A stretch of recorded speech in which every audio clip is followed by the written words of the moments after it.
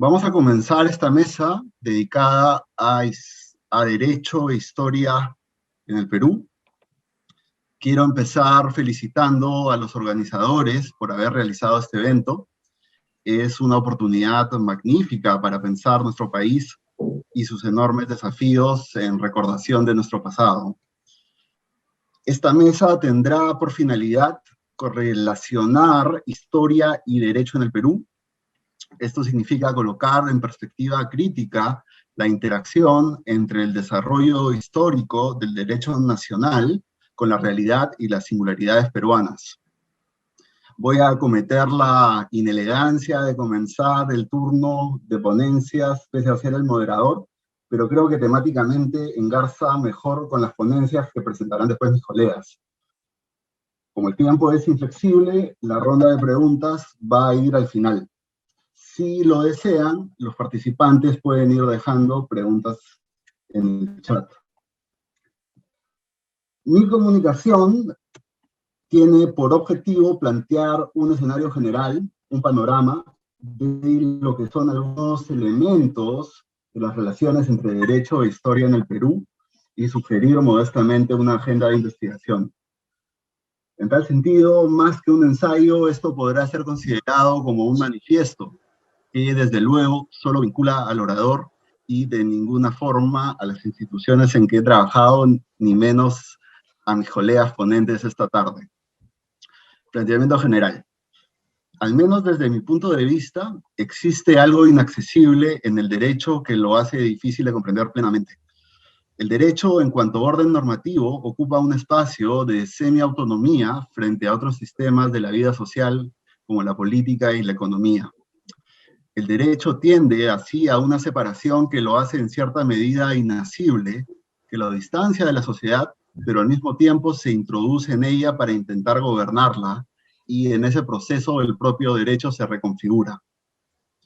Por el lado de los juristas, no sería exagerado afirmar que muchas veces no existe conciencia de la historicidad del derecho.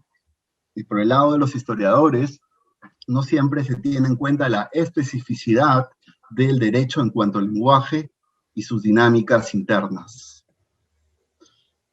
La aproximación propuesta quiere colocarse entre ambas perspectivas para generar un marco o esfera de discusión que pueda propiciar una convergencia entre historia y derecho. Así, primero estableceré algunas causas de esta distancia y para ello refiero a la autonomía del derecho como concepto central, para después pasar a examinar la materialización de este planteamiento en algunas partes de la historia peruana.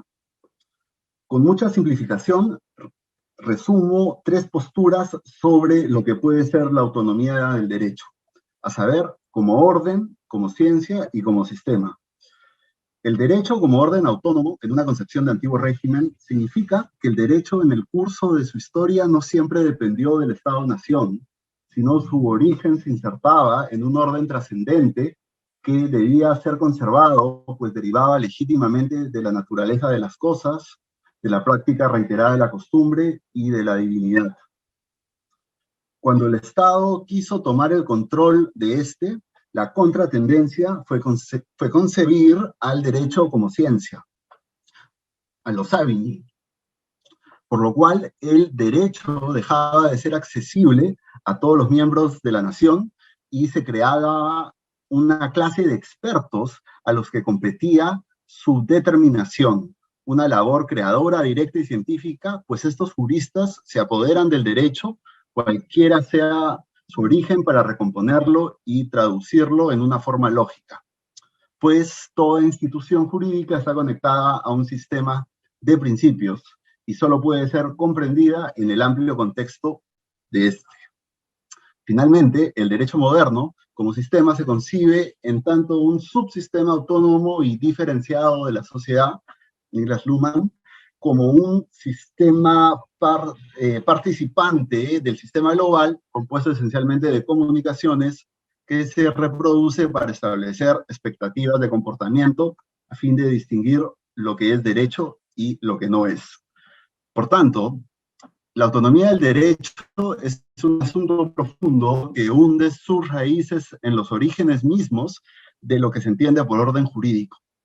Si consideramos tanto que el espacio geográfico y humano que denominamos Perú ha sido parcialmente incluido y en parte integrado, sea a la fuerza y violencia o por consentimiento, según se vea a cada momento histórico, a la expansión europea y globalización occidental, como a que a este espacio se le impuso desde la conquista y sucesos posteriores uno de los productos culturales e intelectuales de Occidente como su modelo de derecho.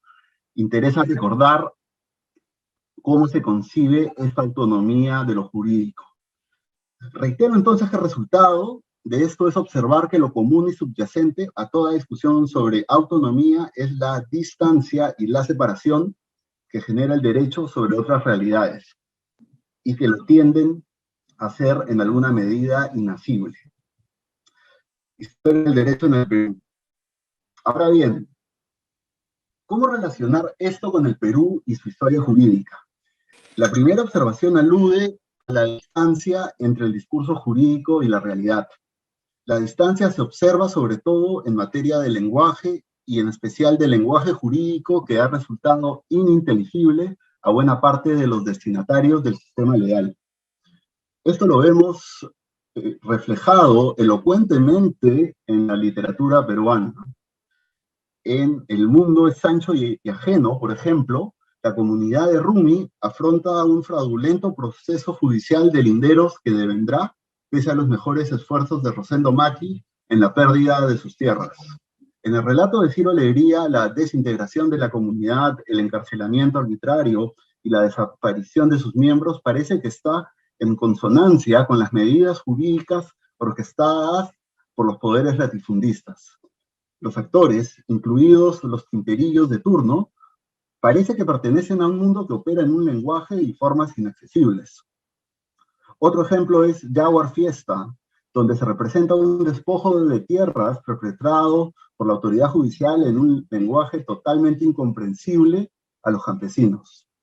Arguedas relata cómo los mistis no subían a las punas y dejaban la organización tradicional de los parayocs hasta que la expansión ganadera los hizo apoderarse de las punas, y para eso, cito, hicieron sudar otra vez a los jueces, a los notarios, a los escribanos, porque de la nada surgieron papeles y documentos de toda clase diciendo que eran dueños de este manantial, de ese echadero de las pampas más buenas de pasto y más próximas al pueblo. Así, sigo con Arguedas, con los mistis venía el juez de primera instancia, el subprefecto, el capitán, jefe provincial y algunos gendarmes. Iban los comuneros de la puna a saludar al doctor juez, al taita cura, al gobierno de la provincia y a los huiracochas vecinos principales de Puquio. Aprovechando la presencia de los indios, el juez ordenaba la ceremonia de la posesión. El juez entraba al pajonal seguido de los vecinos y autoridades. Sobre el ichu, ante el silencio de indios y mistis, leía un papel. Cuando el juez terminaba de leer, uno de los mistis, el nuevo dueño, echaba tierra al aire, botaba algunas piedras a cualquier parte, se revolcaba sobre el ichu. Los comuneros miraban todo esto desde lejos. Cierro cita. Ahora bien, creo que debemos ser ponderados y autocríticos y considerar que esta clase de impugnaciones existen en los fundamentos mismos de la idea de derecho moderno. Esto se ha denunciado desde muchas perspectivas. Por ejemplo, una de las máximas del derecho es que nadie puede invocar la ignorancia de las leyes para eludir su cumplimiento, o que la ignorancia de las leyes no excusa de su cumplimiento. Brocardo del latín, ignorantia legis neminem excusat. Esta es la típica ficción creada por juristas, y cuando pensamos su aplicabilidad a sociedades multiculturales como la peruana, su alcance es realmente ilusorio y más bien ha tendido a generar regímenes de exclusión de buena parte de personas y comunidades que viven en nuestro país. Pero en su crítica debemos considerar que la misma es explicada por ciertas formas de operar el derecho, que fueron impugnadas también en el seno de sus sociedades de origen, donde se criticó al derecho moderno por su carácter abstracto, monoclase, dirigido por las élites censitarias de un Severo Giannini y sobre objeción del derecho. En 1901, el jurista aragonés Joaquín Costa hizo el siguiente diagnóstico sobre la España de la época y su relación con la ley oficial. Hagámonos cargo de la situación que bien vale la pena. Como toda nación, y por desgracia mucho más que algunas, España se compone de una minoría muy exigua que va casi con el siglo y de una mayoría inmensa que por su condición económica inferior a menudo a la gleba feudal sigue viviendo en centurias pretéritas. Pues bien, y sigo citando a Costa, nosotros hemos uniformado el derecho para todos y en vez de adoptar el tipo inferior, que parecía lo lógico, primero por ser el propio de la mayoría, se ha adoptado el tipo superior, imponiendo a todos uniformemente y sin excepción el conocimiento perfecto del derecho, positivo.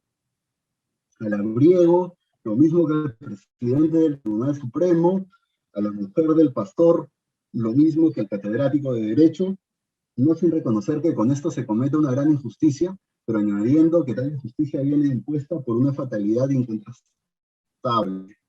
Podríamos, dice Costa, representarnos la nación como un compuesto de dos distintas sociedades. Podría compararse en tal respecto la sociedad filipina de hace un par de años, compuesta por 20.000 o 30.000 castillas y de 6 o 7 millones de tagalos, pisayos y borrotes. Los registros, señala Costa, que son hoy por hoy nuestros castillos, hacen la legislación tomándose a sí propios como tipo, cortándola a su medida, no a la medida de sus compatricios, siendo la consecuencia que la inmensa mayoría del país vive fuera de la ley positiva, lo mismo que si tal ley no existiera. Termino con Costa y lo que quiero decir en todo caso es que la impugnación misma de la autonomía del derecho estuvo presente en estas sociedades. Ahora bien, esto me conduce a pensar en los desafíos y la integración de perspectivas que necesitamos para la historia del derecho en el Perú. Desde luego, no partimos desde cero. Basta recordar algunos nombres de generaciones previas que se dedicaban a estos oficios. Román Zamora, el mismo Jorge Basadre, autor de un todavía útil manual de historia del derecho peruano, era Dunbar Temple, Vicente Ugarte del Pino, Guillermo Longman Villena, Fernando Trasiniz, Carlos Ramos Núñez, entre otros. En lo que me queda de tiempo quiero examinar las temáticas donde a mi juicio cabe más exploración. Nuestro pasado jurídico precolombino. El Perú está reconocido como uno de los centros de civilización del mundo antiguo. Todavía en la edición actual de la Enciclopedia Británica se reconoce que la civilización andina fue, por la organización de sus culturas, la sofisticación de sus ciudades y monumentos y el refinamiento de sus logros intelectuales, la contraparte en el Nuevo Mundo, el Antiguo Egipto, Mesopotamia y China, conjuntamente con las culturas mesoamericanas. Sin lugar a dudas, el concepto mismo de cuna y centro de civilización es altamente problemático. Tiende a excluir a poblaciones que no cumplirían con tales estándares y puede tener rasgos de pensamiento colonialista. No profundizaré en ese problema, pero lo que quiero señalar es el enorme potencial para los estudios sobre regulación cultural y normatividad de un caso de desarrollo autónomo como el peruano, como uno de los espacios donde surgió una civilización compleja, comparable a otros casos en la historia global. Pese a ello, la mayoría de investigación en historia del derecho ha tenido como punto de partida la conquista. Lo que existía antes ha sido calificado como costumbre. Hubo polémica historiográfica de considerar si los antiguos peruanos tuvieron o no derecho, aunque esta parece estar casi superada, pero persisten algunos problemas. De hecho, la primera vista de dificultad de ausencia de fuentes escritas fuera de las crónicas coloniales induciría a pensar así. Sin embargo, desde hace muchos años existe y se desarrolla con éxito la etnohistoria y líneas avanzadas de investigación sobre culturas precolombinas. Sus contenidos son riquísimos y creo que desde la historia jurídica podríamos aprender bastante. De hecho, las historias del incanato son realmente desafiantes en sus aspectos normativos. Estos han llamado desde la atención documentada de historiadores y a la imaginación de escritores y peruanistas. Desde el Inca Garcilaso de la Vega existen reflexiones sobre el rol de la normatividad en los antiguos peruanos, como por ejemplo el capítulo 13 de los comentarios reales, donde se menciona de algunas leyes que los incas tuvieron en su gobierno, refiriendo a las formas de castigo, la implacabilidad de las leyes y el rol de los quipus para transmitir y materializar información sobre órdenes, administración, castigos y gobierno, es decir, los medios del orden incaico. La organización y distribución del poder en el extenso espacio del Tahuantinsuyo y los sistemas de reciprocidad en las culturas andinas han dado lugar a las conocidas aportaciones de María Rostborowski o Franklin Pierce, que todos conocemos. Y no solo las formas de organización de las civilizaciones incaicas, sino todo vestigio de organización y regulación de vida en sociedad de los antiguos peruanos tiene mucha sustancia e interés. Por ejemplo, la historia de las relaciones con la tierra y su correlato con las comunidades, hay mucho que decir. Y no debemos ceñirnos a los moldes y enfoques eurocéntricos para ello. Recordemos el célebre libro del francés Louis Baudin sobre el imperio socialista de los incas. Si lo revisamos, nos encontraremos que Baudin intentó encajar el concepto socialista de una sociedad donde la tierra era compartida. O sea, los incas actuaron a la letra. Por cierto, ¿no se recuerda que Baudin era profesor de Derecho Administrativo y Tributario en la Facultad de Derecho del país? Eso significa optar por las categorías apropiadas para estas indagaciones, hacia una integración de perspectivas. Después viene lo que conocemos como el derecho indiano. Sobre esto se ha llegado a configurar como una subespecialidad académica, con especialistas, congresos y publicaciones.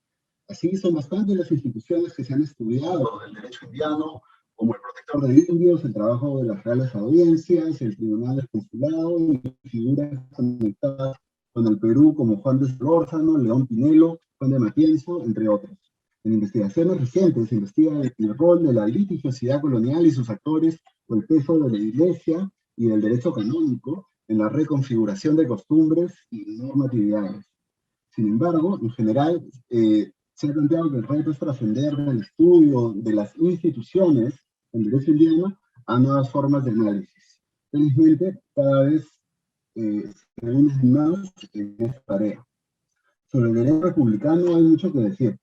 Desde la historia constitucional, la formación y aplicación de los códigos y sobre todo la formación del Estado peruano contemporáneo, es decir, todos los elementos que configuran nuestro mestizaje jurídico. Por ejemplo, la formación de la propiedad terrateniente es un asunto de gran interés. La introducción del concepto de propiedad del Código Civil tuvo que tener aplicaciones prácticas. El rol de los notarios, la historia de los registros públicos y la historia judicial en esa configuración histórica de la tierra es de amplio interés y creo que hay mucho que decir al respecto. Sobre la historia de la formación de los códigos tenemos buen material, por ejemplo, en la historia del derecho civil peruano de Carlos Ramos, sobre sus fundamentos intelectuales, las estrategias codificadoras y las influencias extranjeras. Pero en general la historia del movimiento de la codificación puede cambiar de la historia de la elaboración del código y sus bases intelectuales, diríamos que código es un libro, a lo que sucedió al día siguiente de la promulgación del código. Esto es lo que el historiador Pío Caroni ha mencionado como la Firkungeschichte, es decir, una historia de los efectos y consecuencias. Así, es importante, según Caroni, hablar de la implementación del código, mostrar cómo entraba en la sociedad, qué ha provocado de verdad. Esta es la segunda historia. Esta es una historia sometida, silenciosa, casi subterránea. El programa normativo del código y cómo recibió el destinatario el mensaje del código y qué hizo en concreto. Lo que interesaría aquí es discernir el efecto que tuvieron las legislaciones civiles, comerciales o penales en las sociedades peruanas. Finalmente, cabe mencionar los siguientes campos donde se debe profundizar. Sobre diversidad cultural, unidad y homogeneización del orden jurídico, podemos atender cómo la idea del Estado monocultural, la de Sierra de Clavero y otros, impactó en el derecho. Una pretendida estandarización significó la exclusión de grandes sectores de la sociedad del derecho oficial. El estudio de las interacciones entre el derecho oficial y los pueblos indígenas desde una perspectiva histórica o jurídica rigurosa, sigue siendo materia casi infinita para las investigaciones, sobre todo las referidas a espacios locales y experiencias concretas.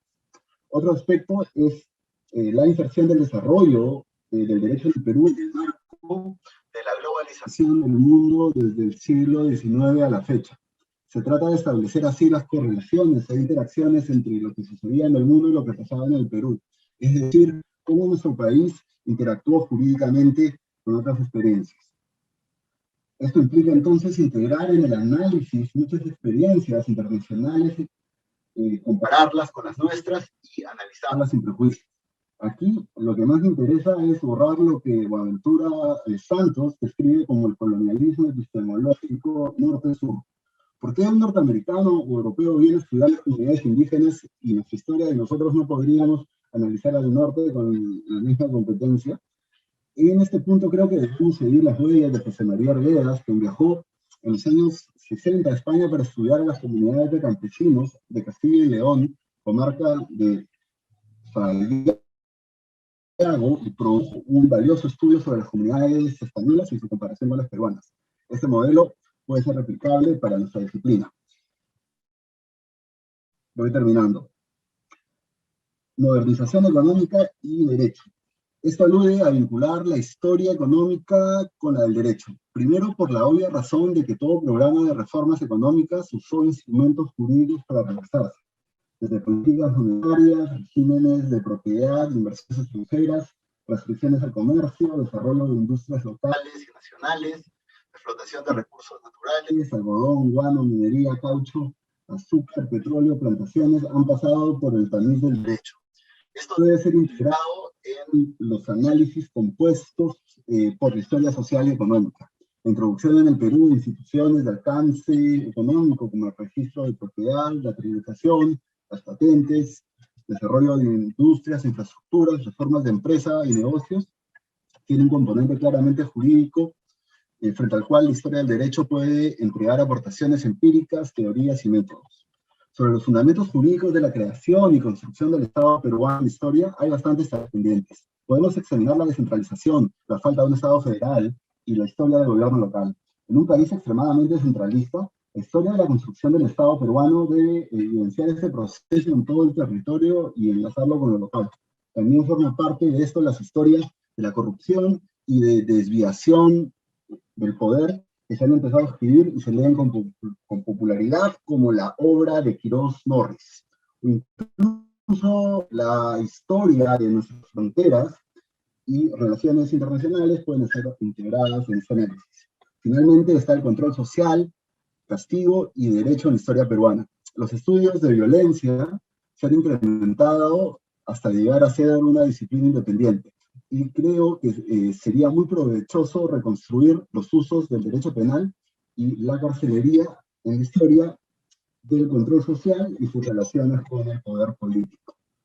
Todo esto puede ser integrado en nuevas perspectivas de estudio. Esto es, desde luego, solo un bosquejo general. Muchas gracias por su atención y continúo ahora como en rol de moderador y vamos a dar la palabra al siguiente ponente, Damián González Escudero. Una breve presentación de él. Damián es investigador en el Instituto Max Planck de Historia y Teoría del Derecho. Está haciendo sus estudios doctorales en la Universidad de Frankfurt.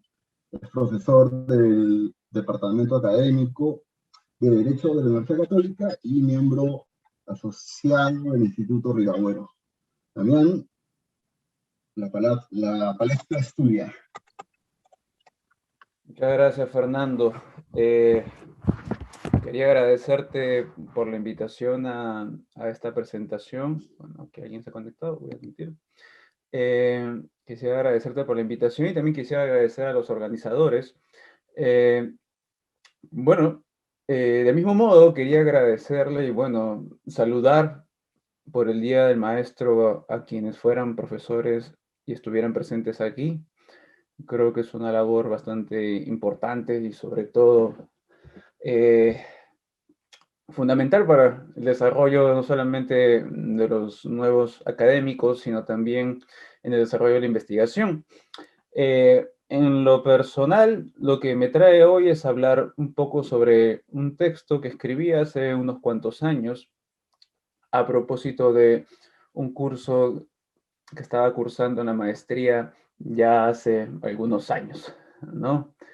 Eh, Voy a tratar de no extenderme mucho en la presentación, de tal manera que voy a dividir mi presentación en 4 partes bastante sencillas. La primera, un pequeño contexto. La segunda, eh, qué sucede con la legislación.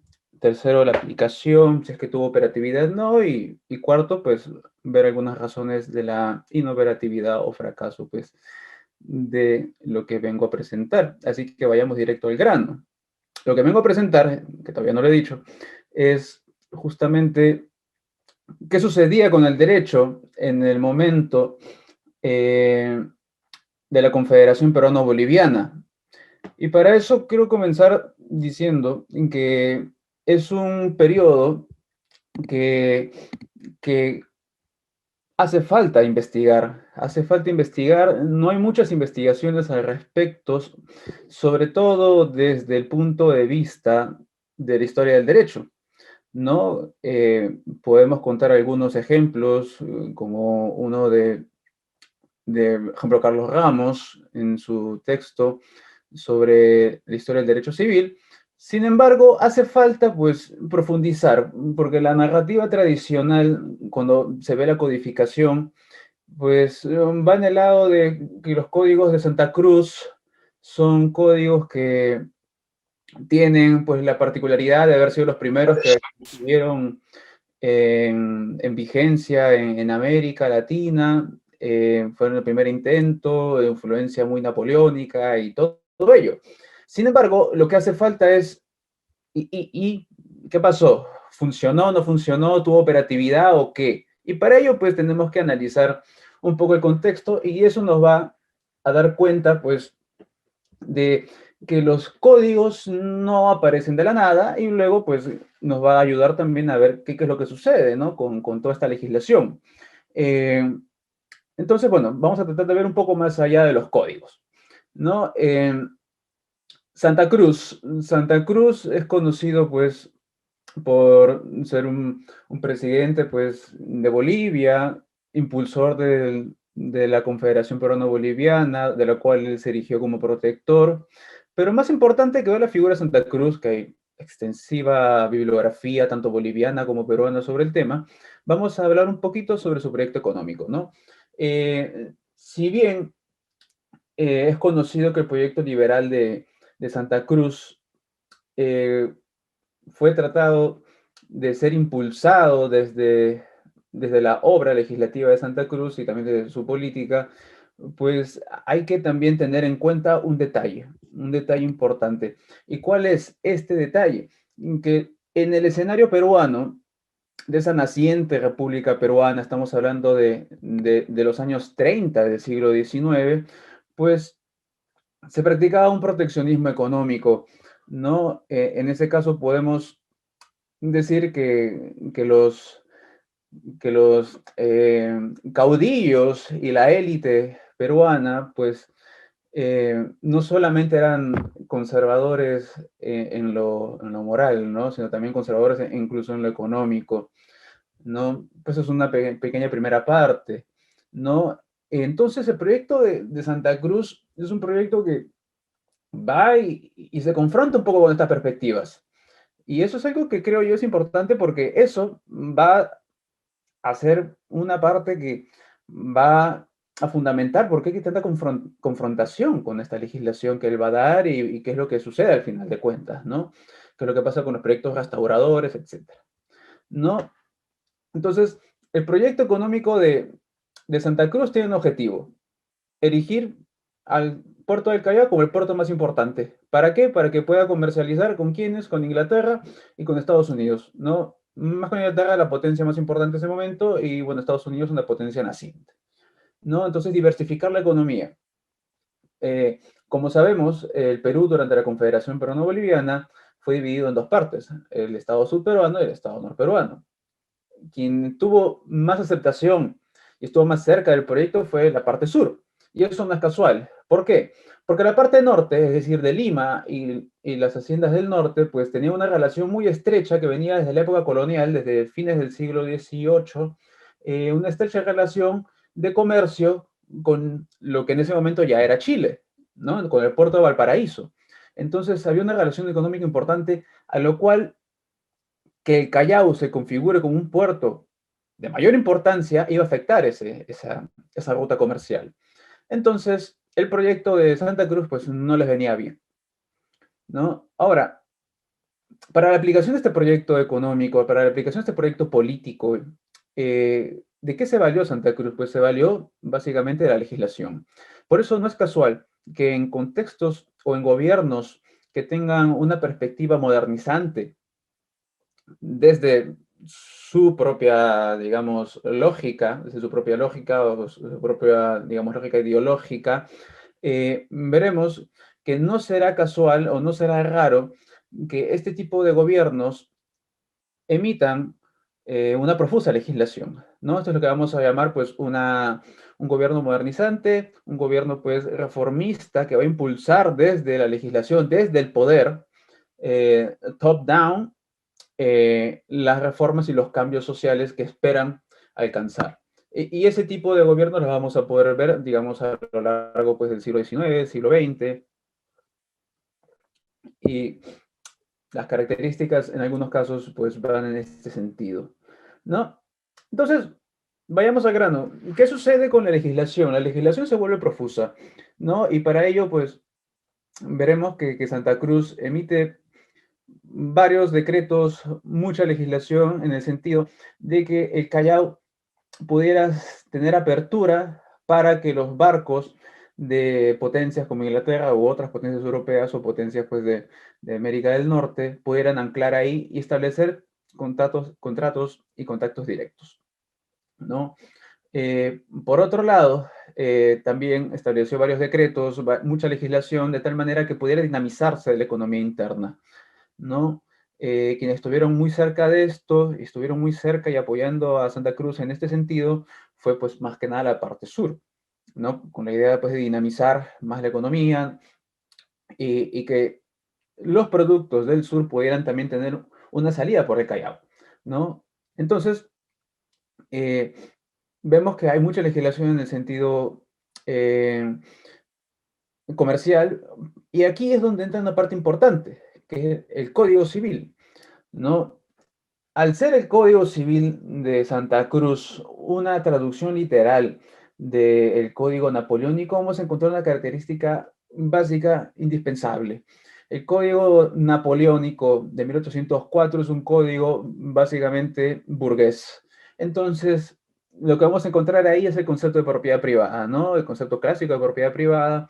Lo que vamos a encontrar en los códigos de Santa Cruz es la traducción literal del Código Napoleónico, por lo tanto vamos a encontrar la traducción literal también de la propiedad privada, ¿no? Vamos a encontrar también que si hay un concepto de propiedad privada, pues vamos a darnos cuenta que los tipos de propiedades de manos muertas, pues van a desaparecer y lo que vamos a tener es un gobierno o es una idea de incentivar pues los mercados e incentivar pues los cambios.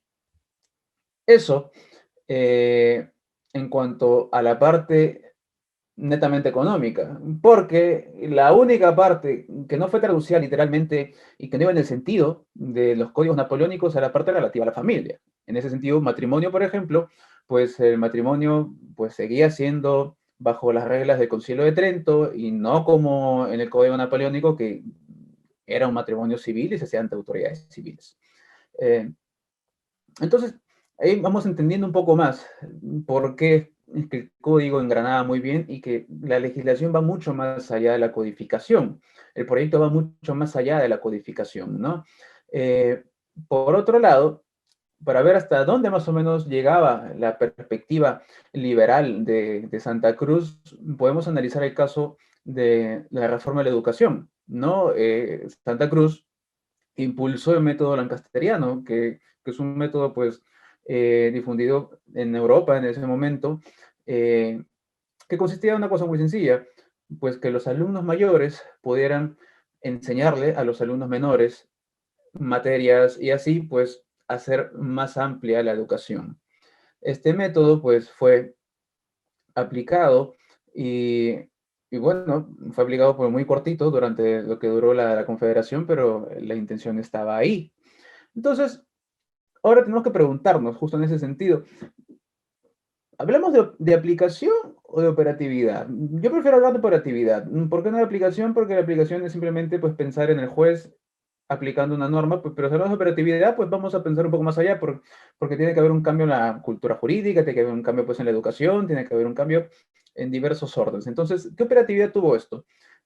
Nos vamos a dar cuenta, por las fuentes que tenemos, y aquí viene también un punto interesante que podría ser una agenda de investigación, es que lo que tenemos entre las comunicaciones de la Corte Suprema, de los magistrados de la Corte Suprema, con Santa Cruz, revela mucho. ¿Por qué? Porque estas comunicaciones van en un sentido de hacer consultas, ¿no?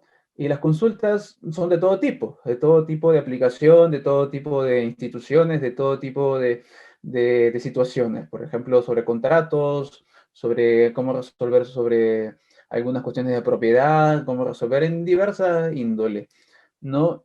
¿Y eso por qué? Eso porque Santa Cruz, al ser, digamos, quien finalmente emanaba la legislación, pues las consultas tenían que ir directamente a él. Entonces, ¿qué nos hace notar estas sucesivas consultas y repreguntas también? Pues nos hace dar cuenta de algo bastante claro. Mientras se daban las consultas, lo que no estaban haciendo los jueces era aplicar lo que decía el código, ¿no? Y eso tiene sentido, sí tiene mucho sentido, porque pasar pues de toda la cultura jurídica del antiguo régimen, la cultura jurídica del jus comune, hacia un derecho netamente racional, netamente pues, de aplicación directa, pues generó muchos problemas. Ahora, ¿esto es simplemente por una cuestión de cultura jurídica? Yo intuyo que no, porque también tiene que ver quiénes son los que están haciendo las consultas y a qué tipo de élite pertenecen. Y vamos a darnos cuenta que pertenecen a élites limeñas que sabemos que estaban en contra del proyecto de Santa Cruz.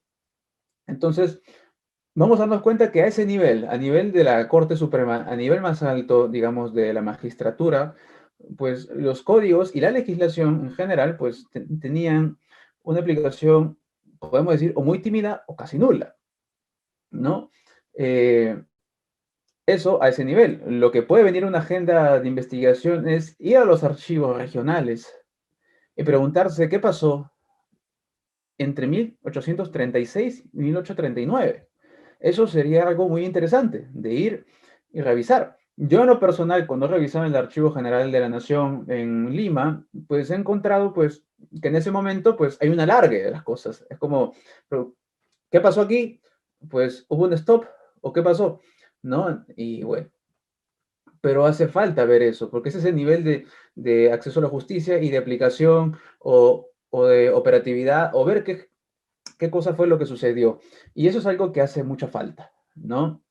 Entonces, vamos a darnos cuenta que, en resumen, el proyecto de Santa Cruz fue un proyecto que fracasó.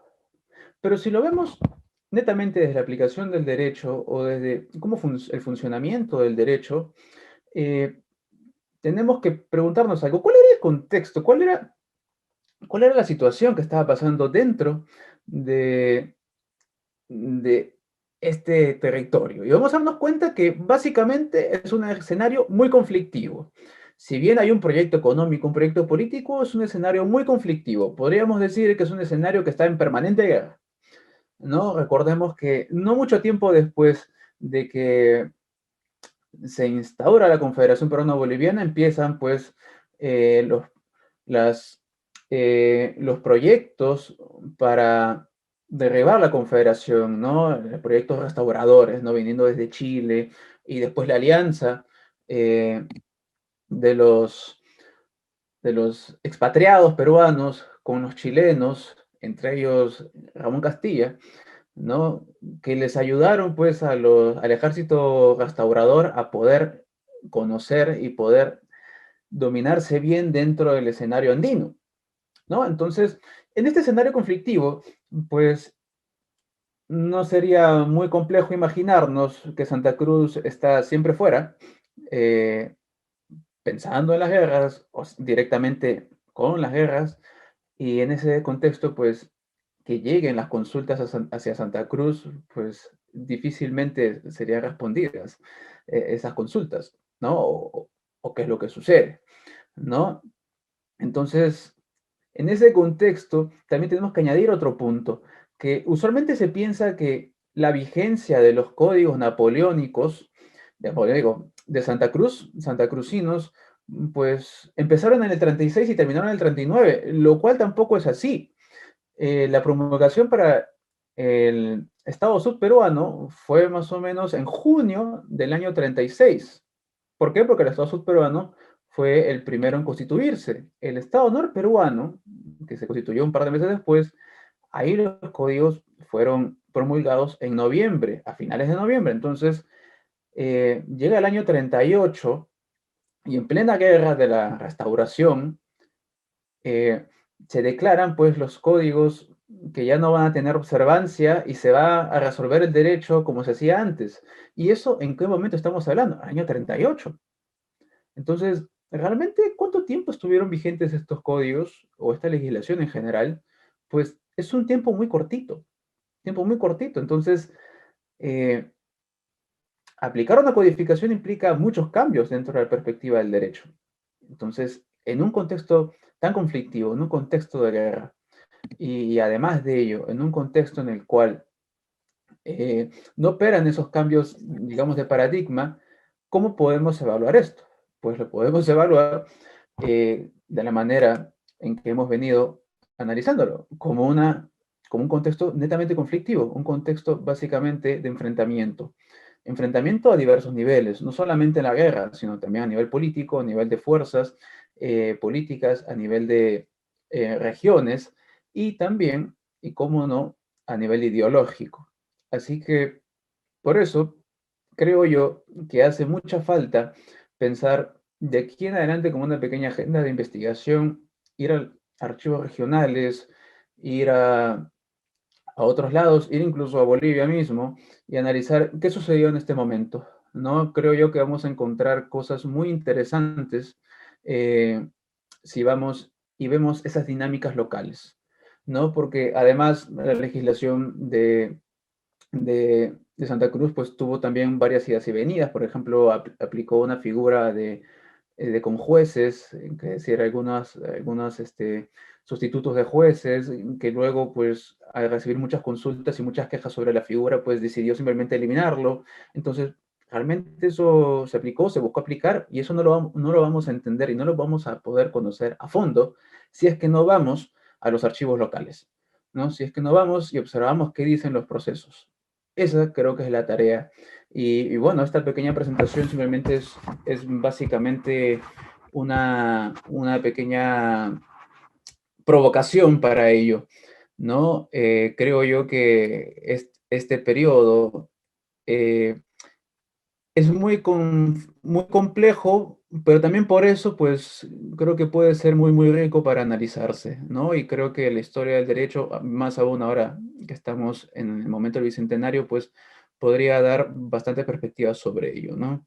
Eh, Quedo abierto para cualquier pregunta, cualquier comentario o descomentario, así que muchas gracias y hasta entonces. Ok, muy bien. Muchas gracias, Damián, por tu presentación, muy interesante. Ahora vamos a dar el paso a Hans Cuadro Sánchez.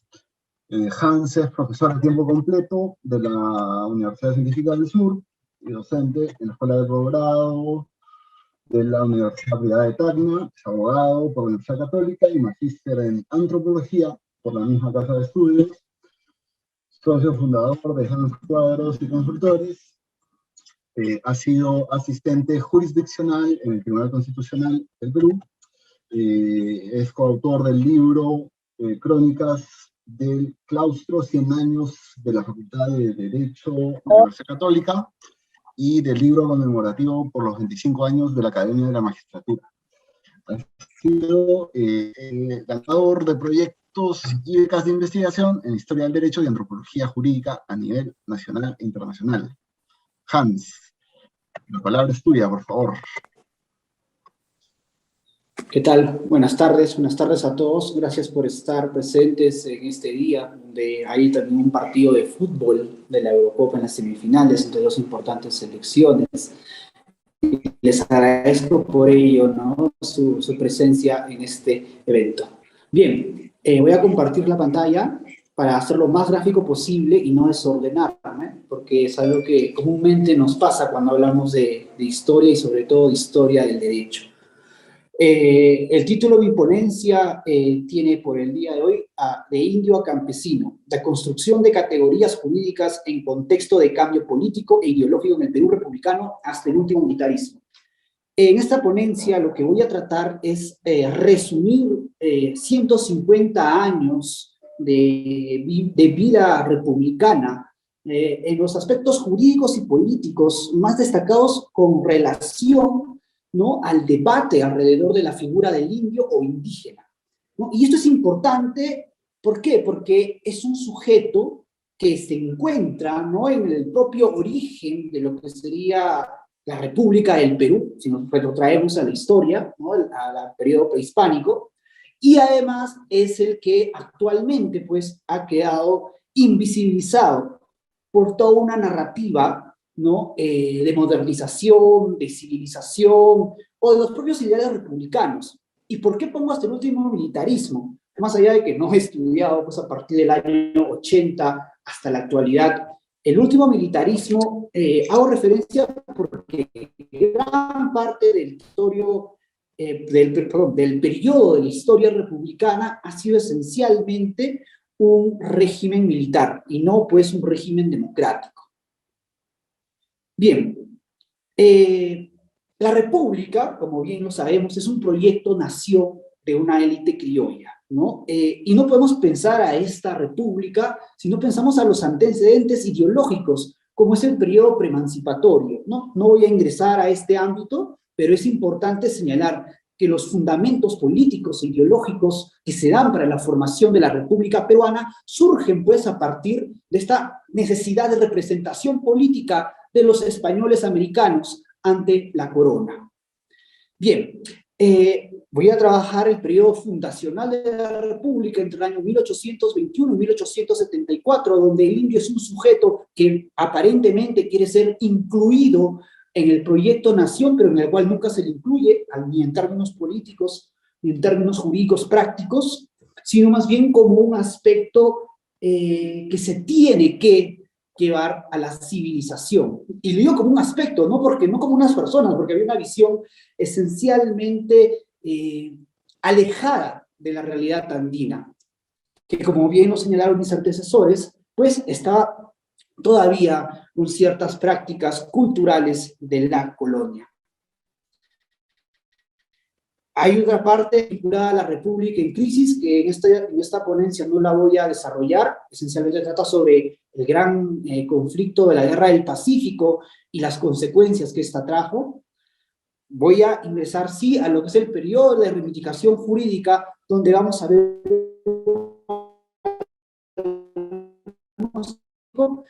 lucha legal por tierra, ¿no?, entre el año 1920, que es cuando se le reconoce a las comunidades de indígenas, como se les denomina en la Constitución de 1920, en adelante, hasta la reforma agraria y la oficialización del quechua dentro del país.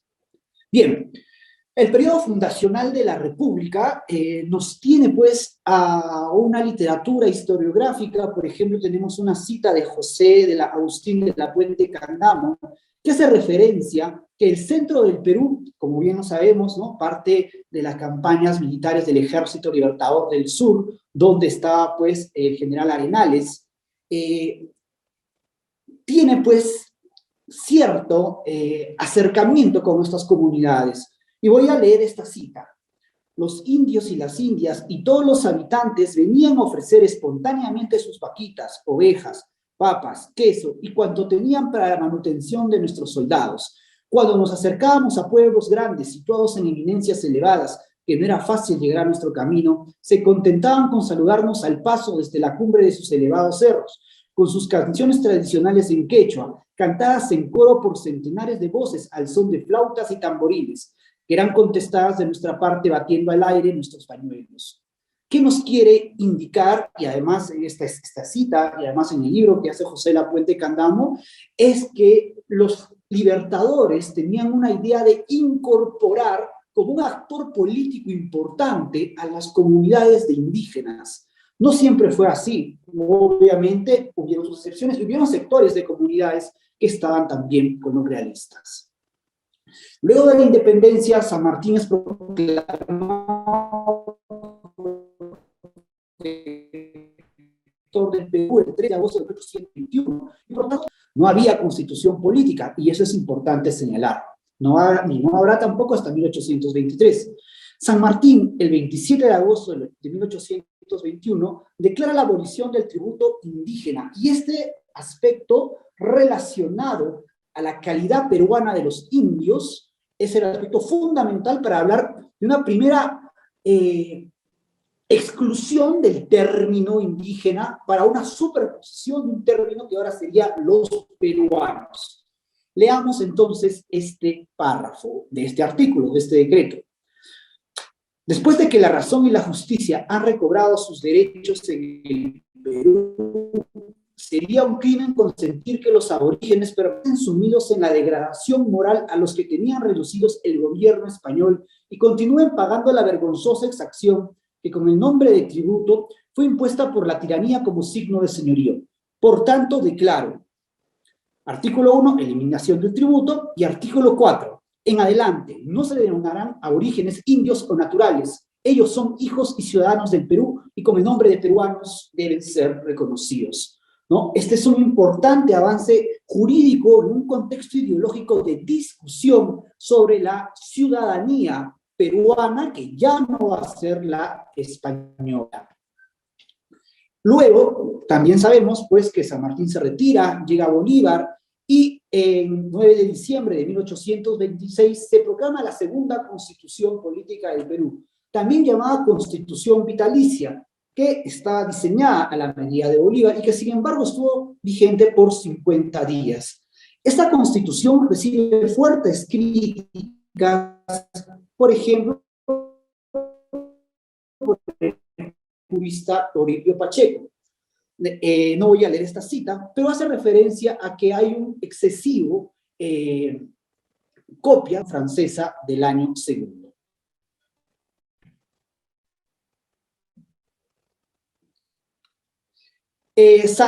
Simón Bolívar, como he puesto la lámina de Simón Bolívar genera un proyecto de liberalización del mercado de tierras. Y eso es muy importante. ¿Por qué? Porque las ideologías liberales económicas en materia de tierras de comunidades campesinas terminan generando que las comunidades, al menos jurídicamente, sean proclives a la desmembración. ¿Por qué es importante eso? Porque la su parcelación generarían que los indígenas pues pudieran ser o acercarse en primera instancia a la visión del ciudadano y en segunda instancia a la visión mercantilista que se quería y que se te estaba dando en los estados contemporáneos. Bien, el Código Civil de 1854 se fundamenta en un justnaturalismo europeo que buscaba, en cierta manera, aún mantenía ciertas influencias religiosas del derecho canónico y había obviado, tal vez de manera deliberada, a la costumbre como fuente del derecho. Es más, es conocido que no llegaba la influencia de la escuela histórica de Savigny a la codificación de 1854 y se alejó del derecho consuetudinario y andino, a diferencia de la situación como fuente supletoria en la etapa colonial. Esto está descrito en el libro de Historia del Derecho Peruano, del Derecho Civil, de Carlos Ramos Núñez. Este aspecto es importante porque durante el periodo colonial hubo una multiplicidad de fueros que no era la visión más adecuada para un poder judicial único o centralizado, como el fuero judicial y ordinario, como se configura en la República. Y la costumbre, como fuente del derecho, que desde el derecho romano clásico viene hasta aproximadamente la etapa de la independencia, pues termina siendo excluida de los procesos de legislación.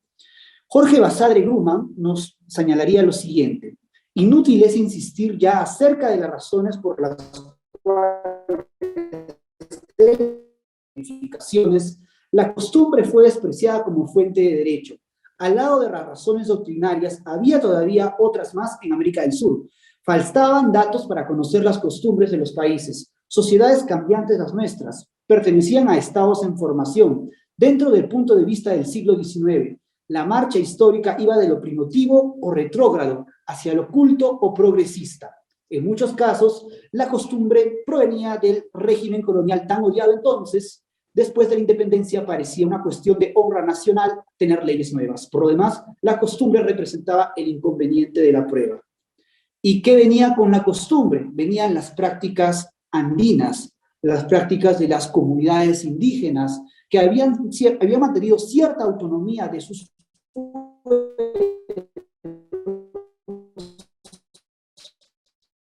¿no? El reinado español. La antropología peruana hasta mediados del siglo, no solo hasta mediados del siglo XX, sino hasta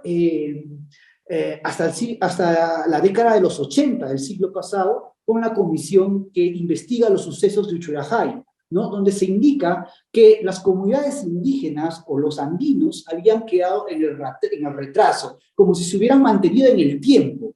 Entonces, esta visión o este rechazo a la costumbre o al derecho consuetudinario se ve expresada pues, en estos afanes modernizadores de la legislación del siglo XIX, donde el indígena pues, era visto como parte de un rezago colonial. Bien, voy a hacer una cita voy a leer una cita de José Dionisio Anchorena, que es uno de los funcionarios del gobierno de Manuel Pardo, que en el año 1874 instaura como parte de la política de oficializar o incluir a los indígenas o a través de la alfabetización en español.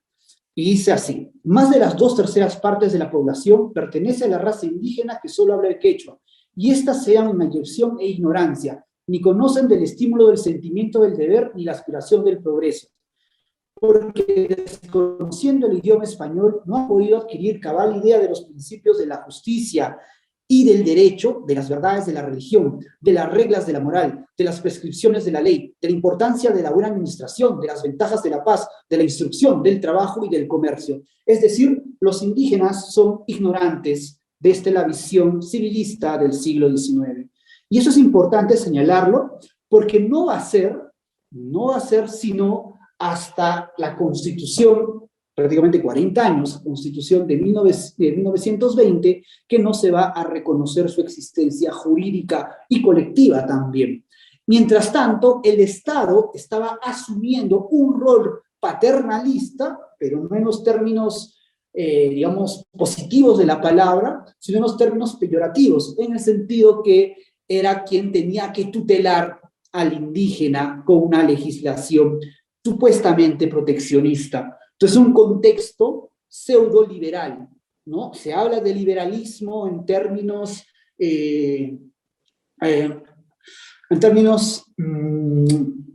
declarativos y discursivos, pero no se ve esa práctica en la realidad. Bien, Carlos Ramos narra o clasifica 3 etapas donde hay un intento de reconocimiento jurídico del indígena y que aun cuando no sea tan conocido como la corriente intelectual y artística del indigenismo del siglo XX, destaca porque hay unos debates muy interesantes con relación a la condición del indio y también el problema de la tierra. No es esto solamente un debate, una categoría que trabaja José Carlos Mariátegui, sino son estudiantes de derecho, tesistas, jueces del interior del país, quienes están analizando, cuestionando y reclamando a las élites gubernamentales una mejora en la práctica política y legislativa de la nación. Son tres fases: el indigenismo incipiente, indigenismo sociológico con influencia europea, y el indigenismo oficial, donde el Estado, a través del gobierno de Augusto B. Leguía, ya toma un rol paternalista en el ámbito jurídico y más técnicamente hablando, porque se le da un reconocimiento como tal a las comunidades y además ya pues ingresaban, ¿no?, también a ser parte de lo que sería el sistema u ordenamiento jurídico del Estado peruano. Voy a hacer una cita de esta palabra negrita de Carlos Ramos Núñez. El estudio de estas tesis permite reconocer las esferas de inquietud social y cultural e incluso las tendencias de las reformas legales y las causas de su inspiración. Cuanto más severa sea la discontinuidad entre las transformaciones sociales y tecnológicas y el derecho, parecen ser el nivel, el tono y el número de voces discrepantes, ¿no? Mientras que hay unas mejoras supuestamente por la modernización del país, hay un reclamo sobre la condición de estas personas. No voy a leer por temas de tiempo esta cita de José Frichancho Macedo, un importante juez que desarrolla, ¿no?, toda esta exclusión, ¿no?, de los llamados indígenas del proyecto jurídico también de la República. Me queda poco tiempo, me queda casi 5 minutos. Voy a tratar de ser lo más breve posible para no quitarle periodo de tiempo a mi colega José Carlos Fernández. Bien, el paternalismo demagógico del Estado peruano se expresa, ¿no?, en la política del centenario, ¿no? La política del centenario busca incluir de manera oficial a el llamado indígena, al proyecto de la nación que había sido excluido, como hemos visto anteriormente. Una de las características esenciales es la prescriptibilidad de sus tierras, la imprescriptibilidad de las mismas, para que ellos puedan evitar ya las intromisiones de los terratenientes en sus tierras. El 23 de junio de 1930, Leguía establece, pues, el Día del Indio, actualmente Día del Campesino, al 23 de junio. Bien, con la Constitución de 1933, en la dictadura de Sánchez Cerro, se emite una nueva redacción, que esencialmente es una copia de la redacción del Código de 1919, vigente a partir del 20. Y vamos a hacer énfasis en el artículo 212, donde indica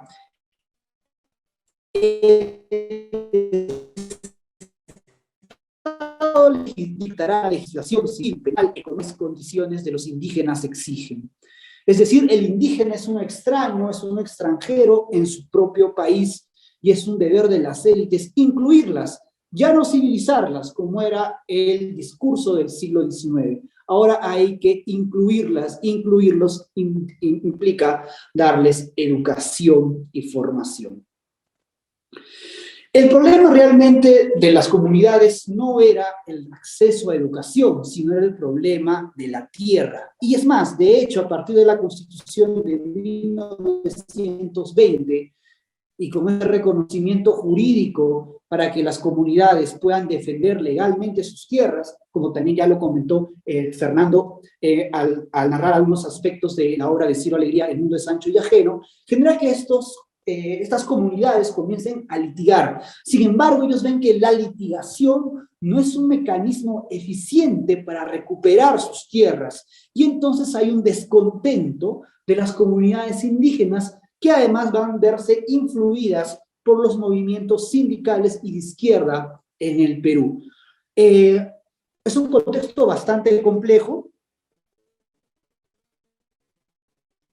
Es un contexto bastante complejo que la voy a pasar a resumir en breve. Durante el gobierno de Manuel A. Odría, si bien es cierto, es un gobierno populista, Odría creó una especie de institución indígena de lo que actualmente es el INDEPA, es el Instituto Indigenista del Perú, en el cual va a centralizar ciertas características de lo que va a ser la política en materia indígena del país. Sin embargo, también digamos, en el otro lado, en la otra cara de la moneda, pues él garantizaba a la asociación agraria, ¿no? a esta confederación agraria, que era la agrupación, era como que la CONFIEP, ¿no? La CONFIEP de los agroexportadores, ¿no? Les da mayores poderes, ¿no? Que los que deberían merecer estos, habida cuenta que el problema o el desbalance de poder, tanto jurídico como político, se encontraba en las comunidades. Hay mucha discusión sobre la reforma agraria. Como bien sabemos, la década de los 60 termina siendo una década de levantamientos armados, ¿no? En algunos grupos rebeldes en el país. Bien. Voy a centrarme en el aspecto de la reforma agraria para culminar esto. El gobierno militar de Pérez Godoy, entre 1962 y 1963, promulga el decreto ley número 1423-8, que sienta las bases de la reforma agraria y que en el numeral 2 persigue lo siguiente: establecer una auténtica justicia social agraria, dotar progresivamente de tierras y de medios de producción a la clase campesina, elevar el nivel de vida del campesinado y elevar el nivel alimenticio nacional. Esos son los argumentos jurídicos que se van a consolidar no solamente a partir de este decreto, sino también con el decreto de la reforma agraria del gobierno de Velasco, 7 años después. El problema es que las reformas agrarias, o estos intentos de reforma agraria, nunca llegaron a ser exitosas. Y por eso, luego de expulsado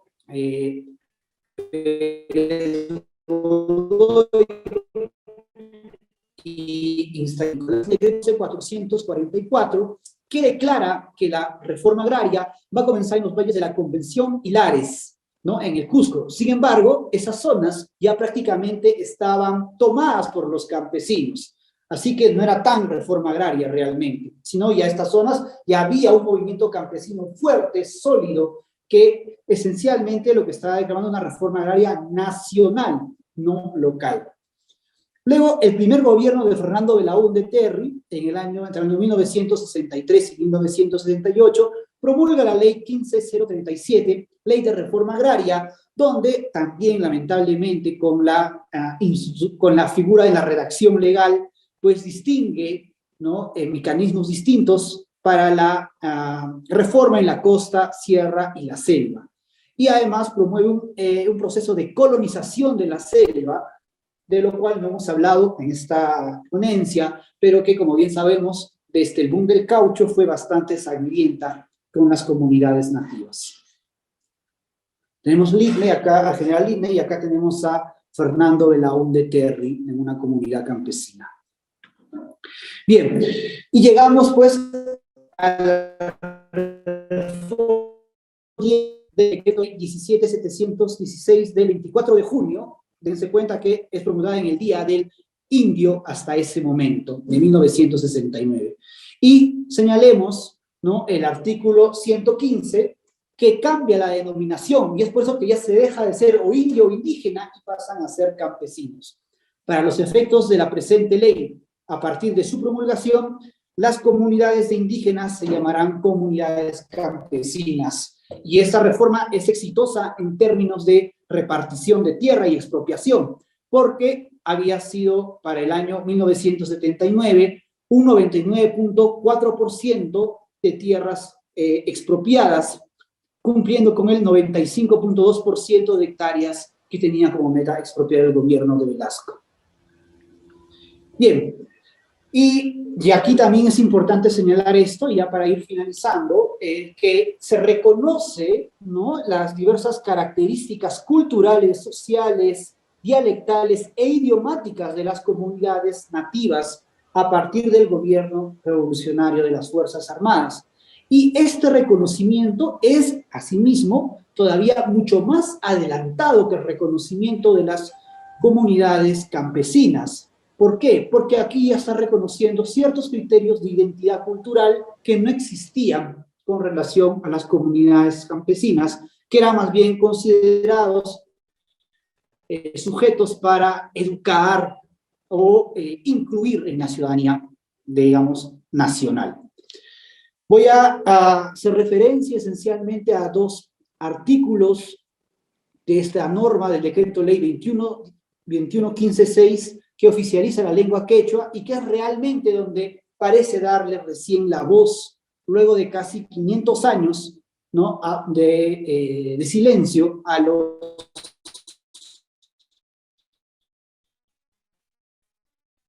campesinos, una lengua castellana. Voy a leer lo siguiente, que la lengua quechua constituye un legado ancestral de la cultura peruana, cuya esencia debe ser preservada por el Estado, y actualmente es el medio natural de comunicación de gran parte de nuestro pueblo, que al no tener acceso directo al conocimiento de las leyes, sino personarse ante los organismos y zonas de idioma, vastos sectores de la población desconocían sus obligaciones y están limitados en el ejercicio de sus derechos, con menoscabo del principio de igualdad ante la ley. Bien, voy a finalizar entonces con ello, solamente para reflexionar que durante la construcción de la categoría jurídica de indígena, quien es el gran ausente es justamente aquel que el Estado denomina como indígena. Muchas gracias, y disculpen por el tiempo. Okay.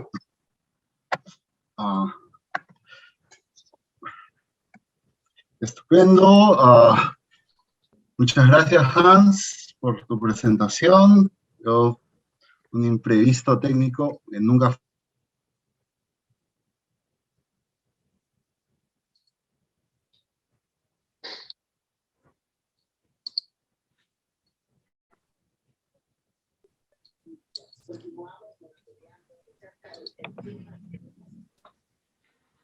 Hola, buenas tardes. Parece que el imprevisto... Sí, voy a tomar yo la posta. Listo, Damián. Perfecto, continuamos contigo. Muy bien, queremos agradecerle a Hans por su ponencia muy interesante. Y ahora vamos a darle el paso a José Carlos Fernández. José Carlos es profesor en la Facultad de Derecho en la Universidad Católica y es miembro del Grupo Peruano de Historia del Derecho, afiliado al Instituto Ribagüero. Muchas gracias, José Carlos. Te cedo la palabra. Tenemos 20 minutos. Listo. Bueno, a ver. Voy a poner en la pantalla algo. En realidad solamente son unas cuantas imágenes, pero tal vez puedan ayudar a aligerar un poco más la exposición. Gracias a la oportunidad de participar y también a la coordinación y a la moderación de parte de Fernando y a la oportunidad de participar en un evento como este. El título de la ponencia es La autoridad del antes, vínculos entre los roles del jurista y del historiador. Más que todo un ejercicio más metodológico, más de pensar respecto de los oficios de ser abogado, ser jurista, ser historiador, ¿no? O ser historiador del derecho, tal vez, que es de lo que me voy a ocupar. La reflexión viene, ¿no?, antes de comenzar con la propia ponencia, de justamente una propuesta de ley que hace poco fue aprobada por el Congreso, donde se crea el Colegio Profesional de Historiadores del Perú, ¿no? Donde algo que se venía ya reclamando hace tiempo en el gremio de los historiadores, se incluye también una indicación de que para ejercer la profesión de historiador, uno necesariamente tiene que tener la colegiatura. Y para la colegiatura, además, uno tiene que tener la licenciatura en historia, ¿no? Y eso es parte de lo que, en el marco de unas reflexiones un poco más grandes, me hizo pensar qué cosa le corresponde a el historiador del derecho, ¿no?, en el marco de esa propuesta ¿no? De algún modo restringir o de algún modo también reglamentar cómo es que se ejerce el oficio, ¿no? De historiar, ¿no? Entonces, eso es parte de lo que generó la ponencia, entonces voy a ir ahora sí ahí de frente para aprovechar bien el tiempo. La suerte de los historiadores del derecho en el campo jurídico no ha sido más afortunada que en el campo histórico, ¿no? Evidentemente refiriéndome al tema de la creación del Colegio de Historiadores. Así, uno de los reclamos fundamentales de los historiadores del derecho es el lento pero consistente retroceso de este campo en la enseñanza del derecho en nuestro país, un fenómeno que también se reproduce en países de la región. No se puede negar que la enseñanza y la profesión legal han caído presas cada vez más claramente de aquella faceta más práctica que tiene el derecho, que es la de ser lo que algunos llaman un artefacto, ¿no? Y otros una tecnología, es decir, el derecho en su sentido más práctico. Para esa parte de la práctica legal llena de cursos en las universidades enfocados en ejercicios de debate y modelos discutibles de excelencia en la abogacía, el recurso de la historia del derecho, bien como enfoque, como disciplina o como herramienta en general, pierde un peso específico y las horas dedicadas a este campo se han ido reasignando por las facultades de derecho a especialistas o especializaciones en litigios arbitrales y en transacciones corporativas.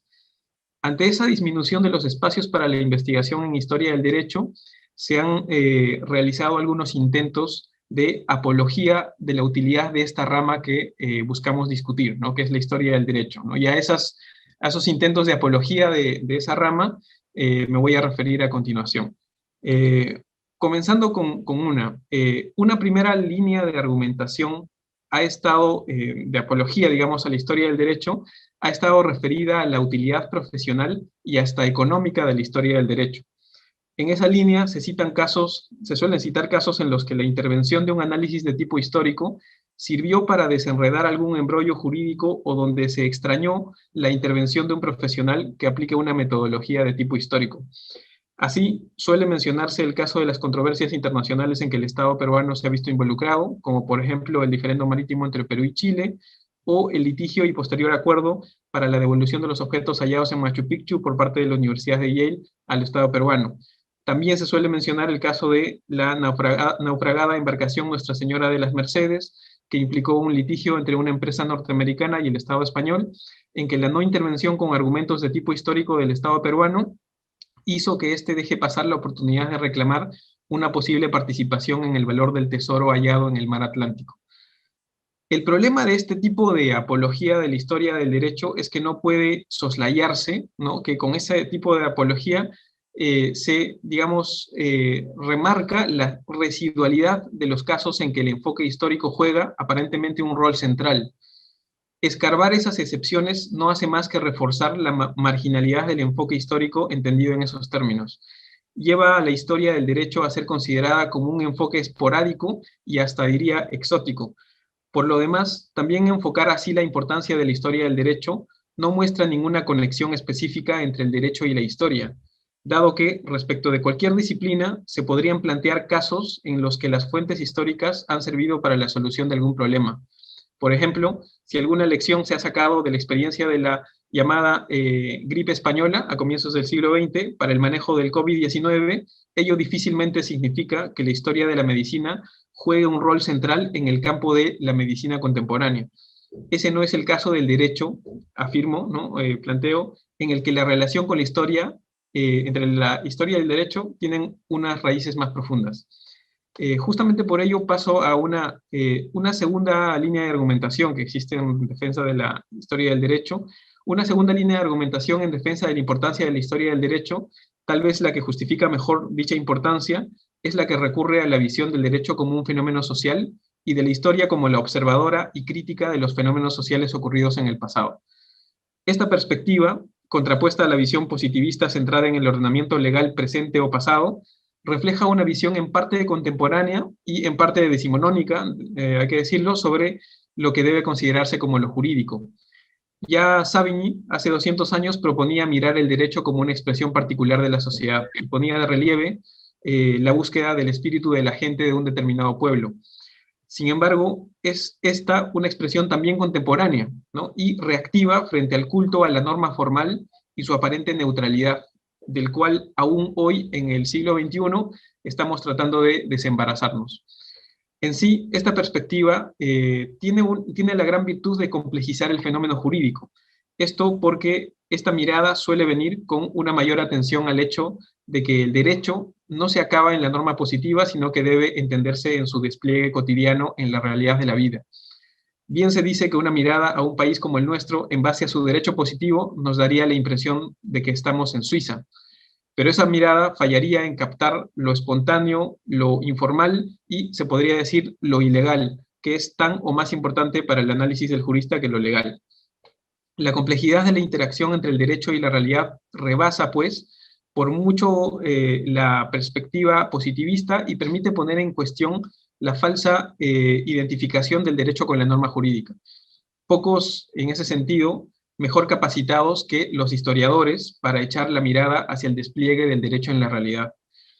Más aún, la mirada histórica del derecho como fenómeno social también permite apreciar la forma en que la gente se ha apropiado de las instituciones jurídicas y las ha usado para una finalidad distinta a la que inicialmente fueron concebidas. Así, por ejemplo, un estudio de los archivos de los títulos de propiedad de la gran parte de distritos de una ciudad como Lima nos diría que aquellas personas que urbanizan de manera no planificada, ¿no? Lo hacen basadas en instituciones legales que son apropiadas de una manera distinta a cómo fueron concebidas, ¿no? Piénsese en las constancias de posesión, las asociaciones de vivienda, ¿no? O el ejemplo que está en la pantalla, que es el caso de utilizar una partida de una persona jurídica por parte de una comunidad campesina para firmar un título de propiedad, ¿no? Y la propia formalización de la propiedad, ¿no? Que son un esquema muy distinto al sistema de transferencia de propiedad que el Código Civil peruano tiene, al menos oficialmente. Comparto esa visión amplia del derecho, ¿no? Que lo encuentra en forma de un fenómeno cotidiano, no solo en la ley que formalmente se publica en el diario oficial, sino también en el valor que las personas le dan, por ejemplo, al testimonio de la escritura pública de su casa. Sin embargo, la defensa de la historia del derecho desde esta perspectiva no deja de ser contingente. Nuevamente, esta perspectiva toma el derecho solamente como un objeto de la historia, un objeto que podría estar junto con muchos otros de la vida social. Así como el lenguaje, el Estado o la economía son fenómenos sociales, también lo es el derecho, y por tanto cualquiera de ellos se puede historizar. En ese sentido, para el historiador, el derecho no es nada más que uno de los tantos rubros a los que puede aplicar su método. También por ello, para el profesional del derecho parece muy difícil que la actividad de historiar vaya más allá de una actividad secundaria. La historia del derecho se encuentra, pues, desde esta perspectiva, al lado de la historia de la ciencia, de la historia política, de la historia económica y la historia de la arquitectura. Es una más. Sin embargo, lo que parece quedar de lado en estas líneas argumentativas es una relación más íntima, más estructural y más epistemológica entre la historia y el derecho, entre el historiador y el jurista, ¿no? Y eso es a lo que voy a pasar en esta última parte.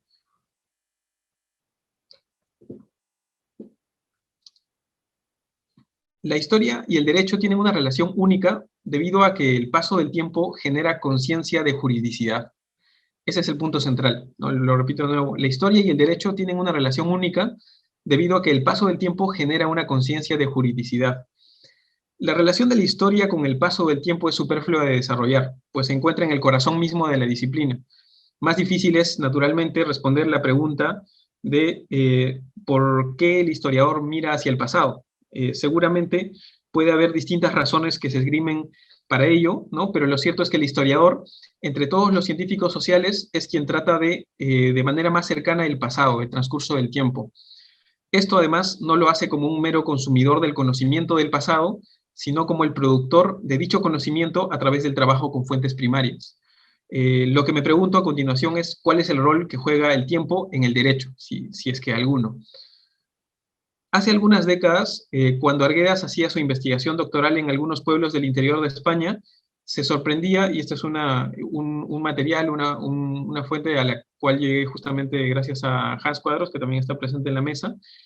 Cuando Arguedas hacía su investigación doctoral en algunos pueblos del interior de España, se sorprendía de las afinidades que encontraba entre las comunidades de pueblos como el de Bermillo de Sayago y las comunidades del Valle del Mantaro que él había estudiado.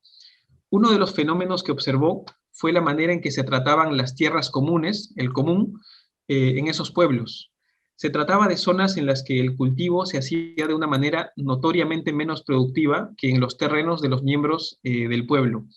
El origen de ello estaba en que para los vecinos era perturbadora la idea de una persona o familia utilizando el terreno común por más de un año, a pesar de que fuera lo más eficiente, lo más productivo.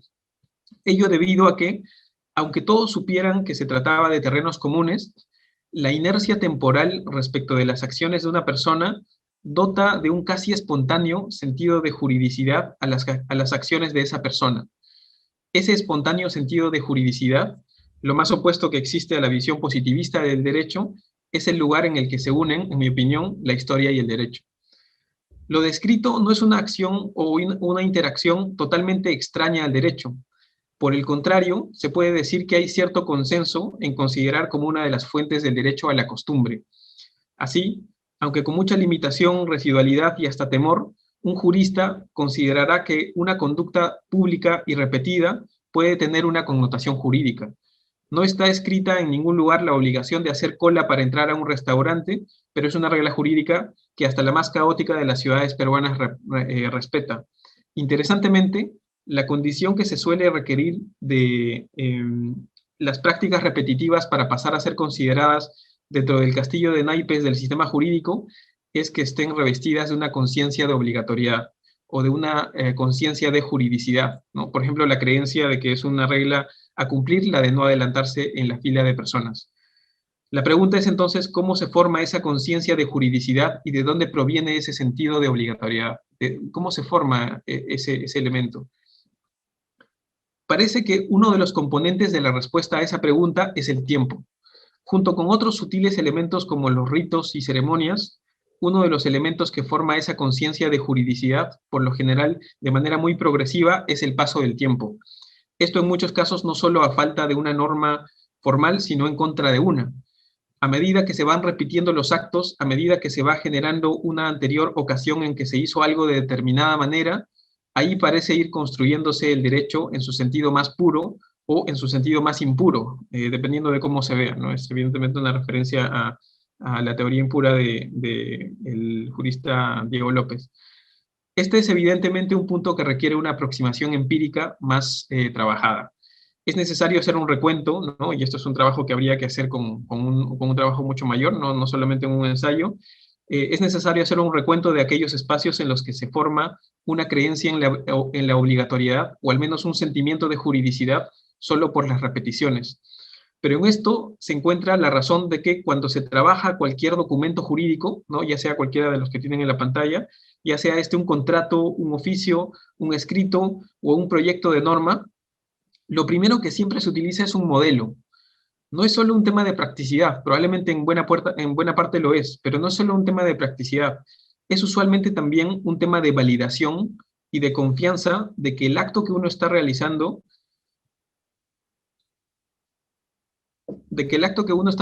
se ha hecho de determinada manera en el pasado. Esta casi imperceptible creencia difundida es virtualmente omnipresente en el derecho. Incluso en un sistema jurídico que se precie de funcionar bien, ¿no? Bueno, vaya uno a saber qué cosa es bien, pero incluso en un sistema jurídico que se precie de funcionar bien, vistas en panorama, las normas positivas pueden llegar solamente a un determinado nivel de especificidad. Todos los intersticios en los que se desenvuelve la actividad de los juristas y también de los ciudadanos en general se llenan mediante un proceso continuo de validaciones en base a lo que se hizo en ocasiones anteriores. En otras palabras, en base a la autoridad del antes, ¿no? Ahí la conexión entre el jurista y el historiador. Tal es el espacio, digo, y con eso ya voy terminando, tal es el espacio en el que el rol del jurista y el del historiador se vinculan. Como se ve, el jurista y el historiador son dos actores que conviven cotidianamente con el pasado. Su autoridad les viene en ambos casos de ser los que acceden a las fuentes primarias, y es que la propia razón de validez de las normas se encuentra en su permanencia temporal. No hay nada más que mirar el ámbito de la jurisprudencia para observar que la acumulación de las decisiones del pasado suele ser lo central para determinar las reglas del presente. No nos sorprende entonces la próxima vez que escuchemos un aforismo romano. Esa cita a juristas romanos que pocos conocen y que es blanco de críticas por los abogados contemporáneos, pervive aún hoy como un mecanismo sencillo pero efectivo de argumentación. Y es que tiene una misteriosa autoridad para la gente saber que hace 2000 años, frente a un mismo problema, se adoptó una determinada solución. El derecho, se dice al fin y al cabo, no es nada más que el revestimiento formal del tiempo. Gracias. Muy bien. Muchas gracias, José Carlos, por tu estupenda presentación. Creo ha sido un muy buen cierre para esta ronda de ponencias.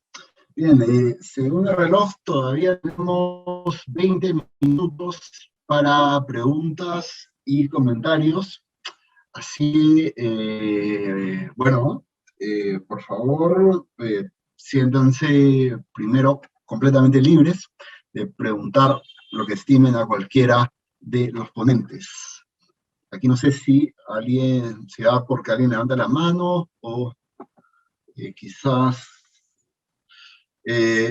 bueno, mientras los participantes van pensando si tienen alguna pregunta, de que todavía no veo, yo quisiera preguntarles a cada uno de mis colegas cómo fue que llegaron al tema que están presentando hoy. O sea, cuáles fueron sus, digamos, los intereses, las inquietudes que estaban detrás. A ver, podemos comenzar en el mismo orden. Damián, por favor. Claro que En sí. el mismo orden. Damián, por favor. Bueno, yo soy honesto. Yo llegué a este tema únicamente porque tenía que hacer un trabajo sobre Santa Cruz, porque el seminario que estaba llevando era sobre Santa Cruz y la Confederación. Yo en lo personal, mi investigación siempre es siglo XVI, ¿no? Entonces, alguna vez cuando empecé en Estudios Generales Letras, hice un pequeño primer trabajo muy sucinto, muy chiquito, sobre el código del año 52, pero luego de eso yo me he dedicado siempre al siglo XVI. Entonces, tenía que hacer un trabajo y la profesora Ofelan, pues, era tan motivadora, pues, que me motivó a escribir como esto, y bueno, terminó publicado, y bueno, me hizo ver un poco más de cerca, pues, lo que pasaba en ese momento, y reflexionar un poco más sobre lo que es el derecho, ¿no? en ese pequeño periodo, ¿no? Eso. Bien.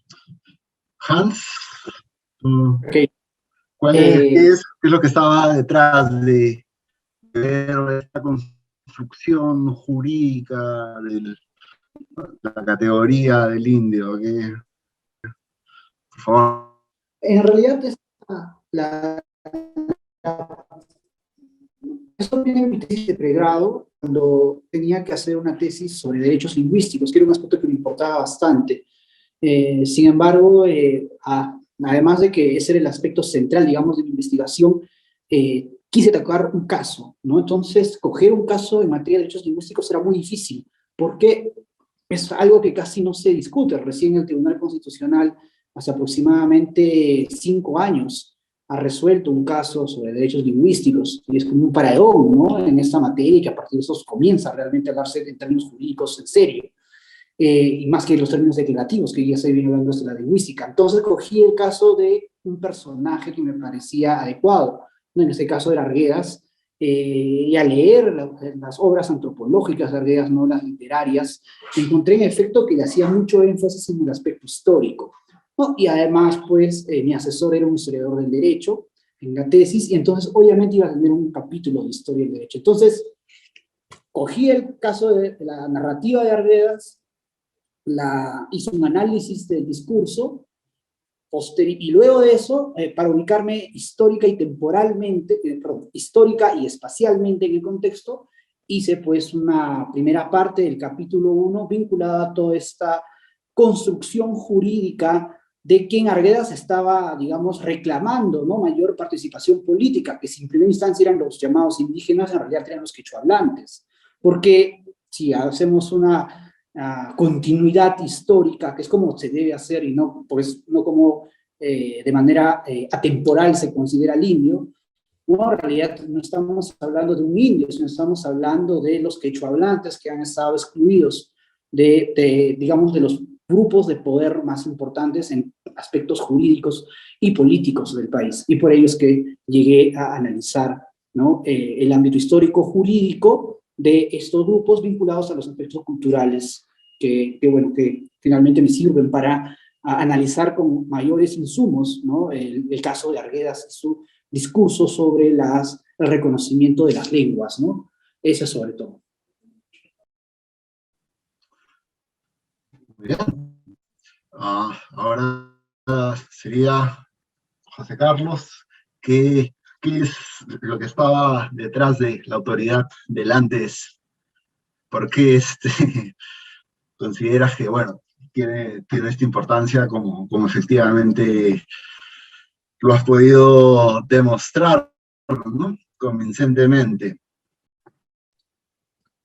Sí, en sí, ya hace un tiempo, desde algunos años, por una cuestión casi completamente natural, no muy pensada, he ido mezclando mucho de lo que había traído de la formación como abogado, como en el derecho, a mezclarlo con algunas cosas, probablemente de la manera más desarticulada y más desordenada y probablemente científicamente la peor, ¿no? Pero mezclándola con cuestiones de economía primero, ¿no? Luego con cuestiones de urbanismo, ¿no?, que es por donde estoy todavía, y más recientemente mezclándolas con cuestiones de historia, ¿no?, de historia en general, ni siquiera necesariamente de historia del derecho.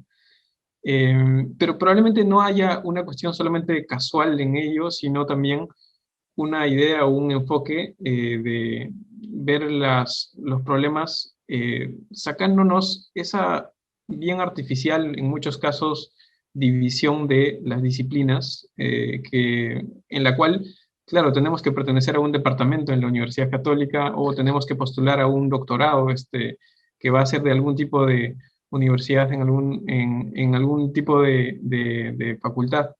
Pero eso es pues algo que está como parte de una rueda muy grande, en donde quizás en cierto momento era el análisis de un fenómeno como por ejemplo la ciudad, ¿no?, o la propiedad, un análisis más completo, más holístico, probablemente más superficial, ¿no?, a pasar a un análisis más especializado, más docto, pero también más cerrado, ¿no?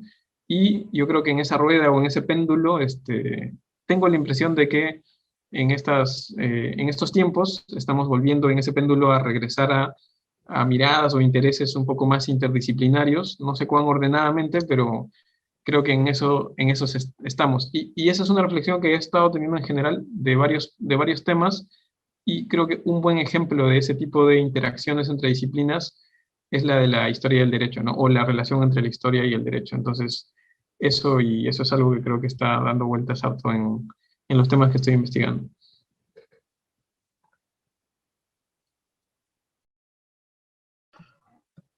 Bien, bien. A ver, vamos a ver si un participante ha levantado la mano. No hay manos levantadas y, wow, tenemos 10 minutos más, así que o podemos dar por concluido esto o aprovechar los últimos. Yo quisiera Sí, hacer unos comentarios sí, para por favor, provocar un poco de conversación y por favor. si no, bueno, puedo contar chistes Sí, también. Entonces, sí, no, de hecho, las tres ponencias pues me han resultado bastante cautivadoras, cada una con su propia perspectiva. Eh, de hecho, pues me quedo con una de las reflexiones de José Carlos, ¿no? Por ejemplo, sobre la creación del Colegio de Historiadores, es una larga batalla, ¿no?, entre posturas. Yo en lo particular, pues siempre he considerado pues, que los colegios profesionales pues, son un remanente del antiguo régimen que sobrevive. Una de las cosas más inútiles que he visto en mi vida es el colegio de abogados. O sea, yo no entiendo todavía cómo subsiste ahí. Yo sé pues, que tienen lobbies tan fuertes que incluso están en la elección de los jurados nacionales de elecciones, ¿no? O sea, entonces, estas creaciones de colegios pues limitan mucho la actividad intelectual, y eso es algo que sí tenemos que, digamos, como académicos, etcétera, tenemos que tener mucho en cuenta, y eso es algo interesante. El rol sobre el tiempo en el derecho, pues creo yo que hay bastante escrito sobre ello, ¿no? Más, o sea, trascendiendo pues el tema de la publicación, relación de normas, eso en realidad. Creo que desde la antropología se ha escrito mucho sobre ello. Estoy pensando en varios textos de Franz von Benda Beckmann, que, que ha tratado el tema sobre el tiempo y la sucesión de derechos de propiedad, ¿no? En Minangkabau, en creo es West Sumatra. Entonces, creo yo que hay mucho por reflexionar por allá, hay mucho por reflexionar sobre el rol del tiempo en el derecho, sobre todo en qué consideramos tiempo. Bueno, yo ahora estoy investigando mucho sobre las espacialidades, entonces eso también me lleva a investigar sobre el tiempo. Y, y creo yo que todos hemos coincidido en algo, que la historia del derecho pues no deja de ser un campo, digamos, marginado, ¿no? Marginal dentro de lo que vemos en las currículas, ¿no? José Carlos puso el sílabus del curso que yo dicto, ¿no? Entonces me he sentido directamente aludido. Lo cual me parece bien, porque yo estuve cuando se hizo ese sílabus, ¿no? Y así creo que estamos entre colegas. Ha sido una batalla para que se llegue y aparezca, aunque sea ahí el término historia del derecho, fue una batalla larguísima, ¿no? Y eso tiene que ver mucho con la formación de quienes están diseñando los sílabos, tiene mucho que ver también incluso con quiénes son los que están en ese momento, y yo recuerdo pues que estaba Michele Graziadei en ese momento diciendo, pero ¿quién habla de derecho comparado sin hablar de historia? Eso es algo indesligable, ¿no? Entonces es algo que creo que tenemos que tomar más en cuenta, y creo yo que tenemos que, al menos creo que estamos aquí, tenemos un interés común, creo que tenemos que justamente incentivar la investigación en ese sentido, ¿no? Creo que desde la cantera en la que estemos, ¿no? Y bueno, eso. Yo también quiero agregar algo ahí, ¿no? Que de hecho, ya que lo han tocado y que de hecho José Carlos hace referencia, ¿no? El caso del curso de sistema romano-germánico realmente fue, desde mi perspectiva, fue insultante, ¿no? Fue insultante porque hubo un profesor que no es historiador del derecho, que dijo que el curso residualmente podría tener historia. Y él estuvo, no sé, Damián, si tú dices que estás en esa comisión, pero realmente eso, no sé si, no sabemos qué pasó, porque él, cuando nos reunimos con el profesor, nos dijo, esto no puede ser historia. Y por más que nos cerramos en decir, pero es que no le puedes quitar el contexto histórico, ¿no? Vino una profesora principal de Derecho Romano y dijo, no, el curso no es historia, es de Derecho Comparado. Nos lo negó. Dijo, y así quedamos en la reunión que tuvimos en el diseño del sílabus. Y ese sílabus es, personalmente lo considero lamentable con bibliografía no actualizada. Entonces, eso a mí fue indignante porque, y un año después, ese mismo profesor publica, ¿no? un grupo, ¿no? Una colección de artículos donde dice exactamente lo contrario, lo que nos dijo, ¿no? En la reunión que tuvimos con José Cornejo, ¿no? Y representando a Carlos Ramos en otra oportunidad, porque él no estaba, porque era magistrado del TC, ¿no? Y eso fue, hasta ahora es como que nos dicen una cosa con el tema del sílabus, y al final, al momento de que publica un artículo, sí, la historia del derecho es importante, junto con el derecho comparado, y le dijimos, no se puede hablar de historia del derecho o de derecho comparado si no se ven los dos aspectos, son como las dos caras de la misma moneda, ¿no? Y hasta la fecha, ¿no? Hasta la fecha, y muy bien lo has dicho, Damián, ¿no? Hay sectores, ¿no? Yo no voy a dar el nombre, pero si lo quieren lo doy, ¿no? Como una profesora de Derecho Romano que debe saber que la historia del derecho es importantísima, ¿no? Y un profesor que supuestamente trabaja Derecho Constitucional o Constitucional Comparado no puede entender el constitucionalismo sin historia. ¡Por Dios! O sea, realmente eso a mí me indigna. ¿Por qué? Porque estamos generando una generación donde la historia del derecho va a ser algo del derecho comparado, porque está haciendo catarsis. El producto, ¿no? El resultado de ese primer experimento. Prácticamente ni un profesor de los que comenzaron a dictar prosiguieron dictando ese curso. Todos dijeron, Sí. no se puede dictar. Hans, El derecho romano ya no hay. una petición, pero no vaya, y quizás solamente ese comentario final para dejar el tema, no vaya a pensarse que el hecho de tener o no tener un curso de historia del derecho es hacer o no historia del derecho, ¿no? Por el contrario, una de las conclusiones a las que Claro. me lleva esta reflexión que he tratado de hacer, ¿no? Evidentemente preliminar y todo, es que tal vez no corresponde que haya un curso de historia del derecho, sino más bien lo que se necesitaría, no se necesitaría, digamos, es una opción al final de la cátedra de cada uno, es utilizar la historia del derecho en cada uno de los cursos que existen en la facultad, justamente por esa relación tan intrínseca que hay entre la historia y el derecho.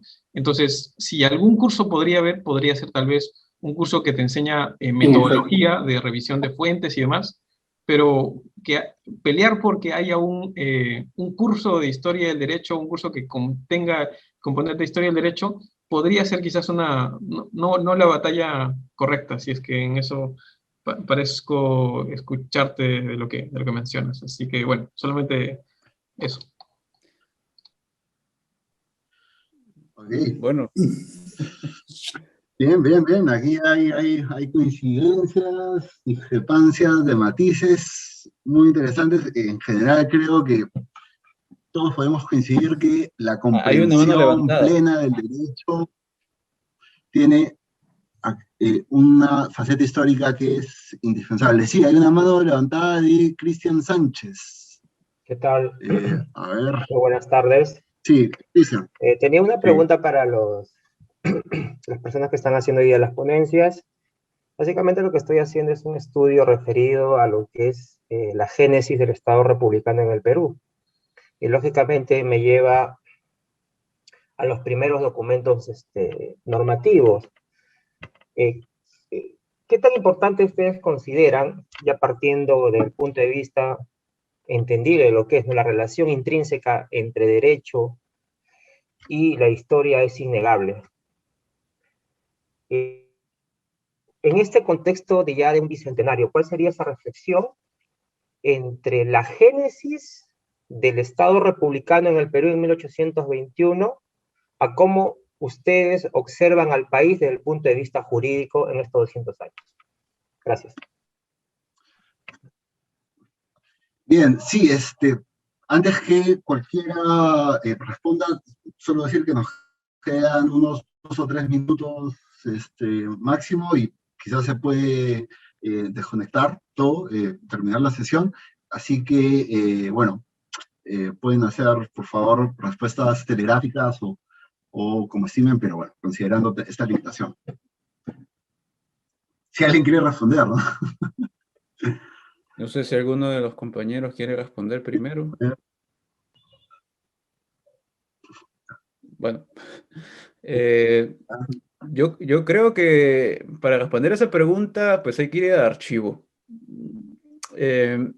Si nos quedamos observando las normas como si fueran, pues, el funcionamiento o el derecho, pues vamos a quedarnos con una imagen bastante limitada, ¿no? Y para ello, pues, considero que hay que ir al archivo, revisar los procesos, ver el funcionamiento del derecho.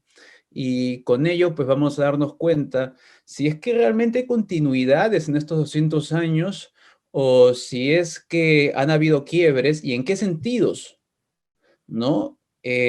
Por ejemplo, si uno ve las estrategias pues, de despojos de tierras a las comunidades o a las sobrevivientes comunidades del siglo XIX, cosa que me ha tocado ver, vamos a notar que las estrategias son muy similares en el siglo XIX como en el siglo XVI, ¿no? Y si vemos al día de hoy, también tiene alguna similaridad. ¿Cuál es la similaridad ahí en el fondo? Pues la formalidad del derecho. Usar el derecho formal con fines pues, de explotación o con fines pues extractivistas, digamos, ¿no? Entonces no es casual pues que el Grupo Gloria al día de hoy sea pues quien tenga pues la concentración de tierras más grande, ¿no? Y eso detrás tiene pues un ordenamiento, ¿no? Me quedo ahí para cederle la palabra y no acabar el tiempo. Sí. Bien, sí, en el mismo sentido que Damián, que bien lo ha expresado, Ocurre eso, por ejemplo, en 3 instituciones jurídicas, ¿no? En la encomienda, ¿no? La encomienda colonial, de ahí la hacienda, ¿no? Las tierras de las haciendas, y finalmente, actualmente, los que son las agroindustriales, que en efecto, bajo figuras jurídicas diferentes, ¿no? Se van a reconstituir, ¿no? Las mismas relaciones de poder, ¿no? De capitalista o propietario con mano de obra barata o casi gratuita, ¿no? Y eso es una constante, y en efecto, la historia del estimado Hans, lamento esta interrupción, pero desde la organización nos dicen que necesitan esta plataforma Zoom para la siguiente mesa. Entonces, bueno, nosotros los juristas estamos acostumbrados a desahucios y cierre de contratos, pero quiero, bromas aparte, agradecerles mucho por su participación. Creo que ha habido bastante calidad de parte de ustedes.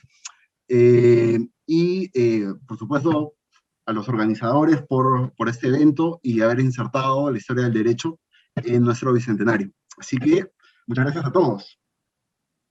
¿Puedo cerrar con una frasecita, por favor?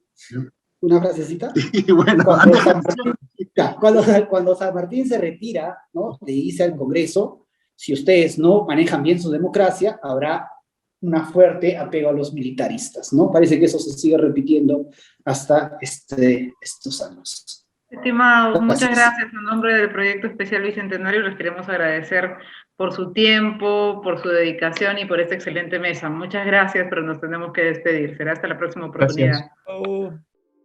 Bicentenario del Perú, 2021.